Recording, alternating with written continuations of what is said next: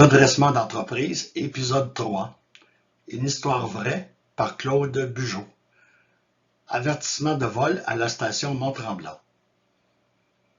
Cela se passe vers 1990 à la station Mont-Tremblant, avant la période de Pâques, alors que j'étais directeur général de la station. J'avais reçu un appel de la Sûreté du Québec à l'effet que nous étions pour nous faire braquer à Pâques, moment où il y avait environ 500 000 $ dans le coffre-fort.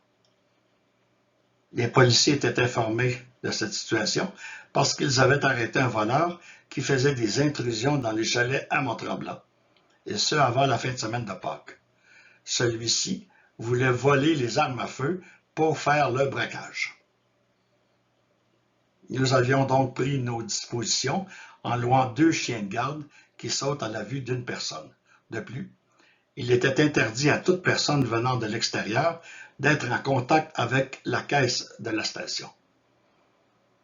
À Sainte-Agathe, la Sûreté du Québec avait mis un hélicoptère à notre disposition pour cette opération. Puis, arriva le jour de Pâques, nous avions alors effectué les dépôts en étant accompagnés de la Sûreté du Québec. Une autopatrouille à l'avant, une autopatrouille à l'arrière de notre auto.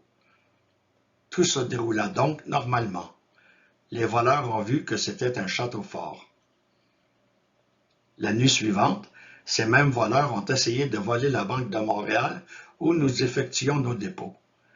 Ils ont fait un trou dans la toiture de la banque à l'aide d'une scie mécanique et ils y sont descendus.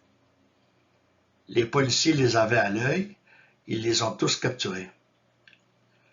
Les plans de la bâtisse de la station avaient été fournis aux voleurs par un de nos employés.